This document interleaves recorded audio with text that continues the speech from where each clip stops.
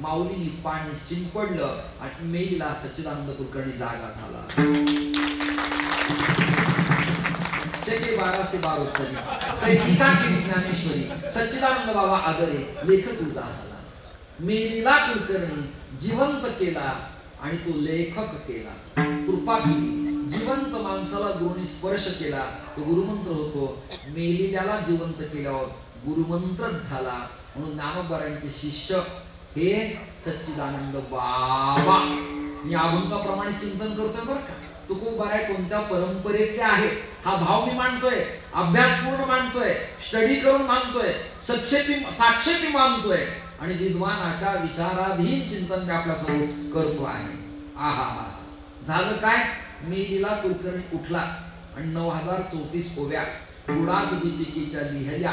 आजही इतिहास ज्ञानोबाराय सांगतात. ज्ञानेश्वरीचे लेखक सच्चिदानंद बाबा आदरे लेखकू झाला. कोण कृतज्ञता व्यक्त करते. माऊली. कोणाची. आपल्या शिष्याची. सच्चिदानंद बाबा ज्ञानोबारायांचे शिष्य झाले. त्या सच्चिदानंद बाबाचा गुरुमंत्र कुणाला मिळाला. चिंतन करा. पुढे विश्वंभर शिवरूप सुंदर. यादी ऐकताय ना. सच्चिदानंद बाबांनी गुरुमंत्र कोणाला दिला तर विश्वंभरांना दिला.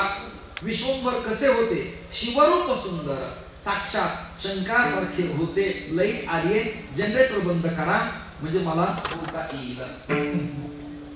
पुढे विश्वंभर शिवरूप सुंदर तेने राघवी विचार ठेविलासे.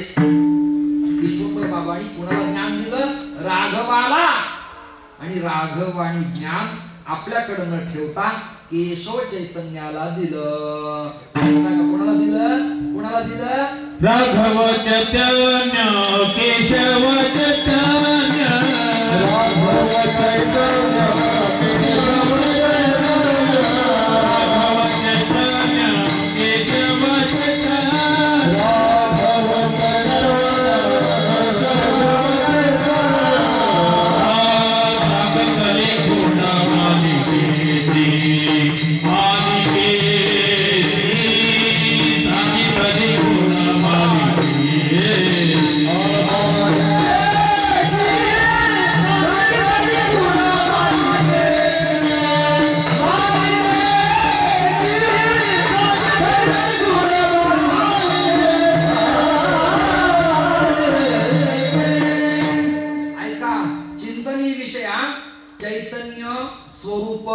प्रकाश आणि आनंद हे किती पथ आहेत. किती पथ आहेत.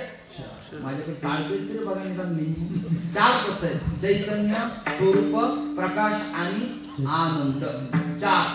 त्यापैकी तुकोबारांची परंपरा चैतन्य. चैतन्य परंपरा. लग्न न झालेल्या साधूकडून गुरुमंत्र घेतल्यानंतर त्याला चैतन्य म्हणावं. काय म्हणावं. चैतन्य स्वरूप प्रकाश आणि आनंद. याला म्हणायचे मिळाले चतुष्ट वारकरी. हे 4 पथ एकत्र आले आणि यांचा सागर झाला. त्याचं नाव वारकरी. 4 एकत्र आले. स्वरूप प्रकाश आनंद आणि चैतन्य. जगद्गुरु तुकोबारांची परंपरा ही चैतन्य परंपरा. राघव चैतन्य केशव चैतन्य सांगितले खून मालिकेची म्हणजे भजनी मालिका नाही आणि हातातली पण माळ नाही. मालिका म्हणजे परंपरा. गुरु शिष्य परंपरा सांगितले. बाबाजी आपुले सांगितले नाम मंत्र दिला रामकृष्ण. आता इथं महत्वाचा विषय. हे बाबा आहेत ना माझ्या गावचे. यांचं जुनं नाव मधुकर शंकर शिंदे कंसात महादेवाचे पुजारी गुरव. कोणाला गुरव बिचारा. पण वय झालं 70-69. पत्नी वारली. आपले गाव त्यांचं आजुळे आणि सासरवाडी पण ती बिचारी वारली. मुलगा नाही. मुलगी पण वारली. एकटेच राहिले. उदास झाले. औरंगाबादला एका महादेव मंदिरात कोणत्या भागात होता तुम्ही. भाग कोणता तो. सराफा भाग. तिथं होते. 40-42 वर्ष राहिले. ब्रह्मनाथ येळप नावाच्या आमच्याकडच्या गावी तिथे पूजेला राहिले. कुणी राहिलं नाही. उदास वृत्ती झाली. पांढरी दिजा मॅनेला घातलीला गावाकडे आले. शेवटी माणसाला एक वाक्य होतं. टाळ्या द्याल तुम्ही. जन्म देणारी आई आणि जन्म देणारं गाव आठवत लक्षात घ्या. कोरोना काळात मुंबई पुण्याला लोक श्रीमंत झाले, पण दुःखाच्या काळात त्यांना आई आणि गाव आठवलं की नाही मला सांगा ना. काही प्रकट गांभीर्यात असतात, त्यांच्या डोळ्यात पाणी आलं. खरं सांगतो, आले माझ्याकडं. आमच्या गावाने त्यांना गणपती मंदिरात झाडलोटीसाठी ठेवलं. कशासाठी? झाडलोट. या वयात पूजा होत नाही, पाणी कुठून आणणार, देवाची सेवा कशी करणार, फुलं कशी काढणार, दुर्वा कशा नीट करणार, अधिकार त्यांना पूजेचा शंकराच्या आमच्या गावात. पण नाविलाज झाला, थकले ते. त्यांचं त्या काळात डोळ्याचं ऑपरेशन निघालं. त्या बिचाऱ्याचं चरित्र कोण सांगेल. डोळ्याचं ऑपरेशन झालं आणि आमच्या गावात एक श्रीमंत म्हणाले, तो काही कामाचा नाही, त्याला कामावर ठेवू नका. आरत तुरत बोलले. ते वाक्य मी ऐकलं आणि तात्काळ आमदाराला सांगितलं की बाबा, हा माझ्या जवळचा मनुष्य आहे, आपल्या गावातल्या, इतके वर्ष बाहेर राहिला, इज्जत त्याला देऊन गावात ठेवलं पाहिजे. त्यांनी मला मठाच्या चाव्या दिला, त्यांना राहण्यासाठी मी जागा उपलब्ध करून दिली.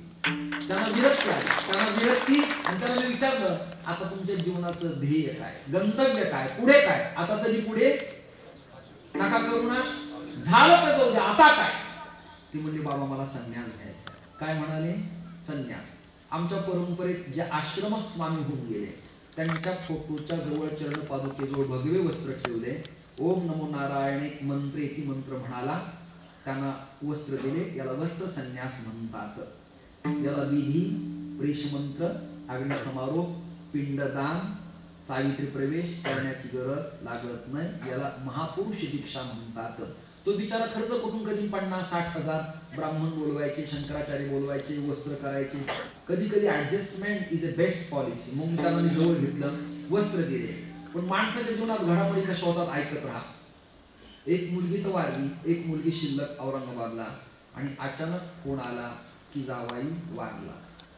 रडले माझजवळ, आता काय करू? म्हणलं सुखदुःखाला संन्याशाने जाऊ नये, पण तुमचा विधी झाला नाही, फक्त वस्त्र दिले, तुम्ही जा. वाक्य नीट ऐका, विधी झाला नाही, वस्त्र दिले, तुम्ही जा. राक्षस भवनला का पैठणला ते आले. असं ऐकलं मी त्यांच्याकडनं. तर ते पिंडाला काकस्पर्श असा काही नियम आहे, तर तो होईना. तेव्हा हे पाण्यात उतरले, त्यांनी हे भगवे कपडे काढले आणि पुन्हा पांढरी विजार आणि शर्ट घातला, त्यांची भावना. आणि मग तो कावळा आला आणि त्या पिंडाला स्पर्श केला, असं त्यांचं मत. गावी आल्यावर गावातले लोक हसायला लागले. महाराज, आम्ही तुम्हाला म्हणालो होतो, हा मनुष्य काही कामाचा नाही, फसवलं की नाही तुम्हाला. पुन्हा ते म्हणले, बाबा माझ्याकडून चूक झाली, मला संन्यासची दीक्षा द्या. म्हणलं आता मी तुला दीक्षा देणार नाही. त्र्यंबकेश्वरला घेऊन गेलो आणि तपोनिधी आनंद आखाड्यातून स्वामी सागानंद स्वामी आता ब्रह्मलीन झाले, त्यांच्याकडनं मी पंचगुरु आम्ही झालो, यांना संन्यास दिला.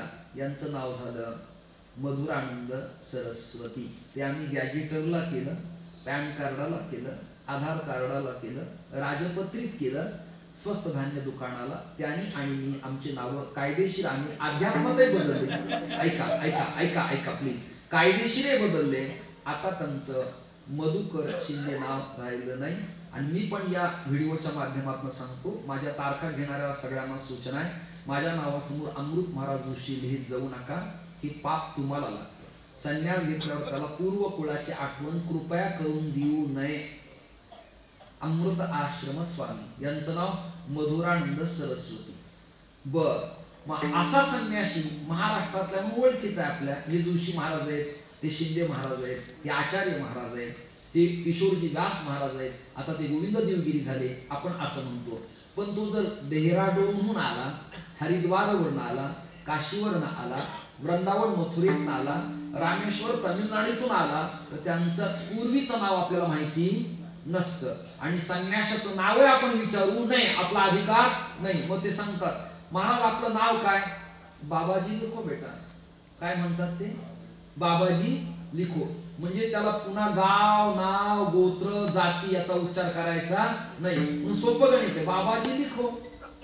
मग बाबाजी आपुले सांगितले, मंत्र दिला राम, ते ज्ञान बाबाजींनी तुकोबारायांना दिलं. एकनिष्ठ भाव तुकोबा चरणी.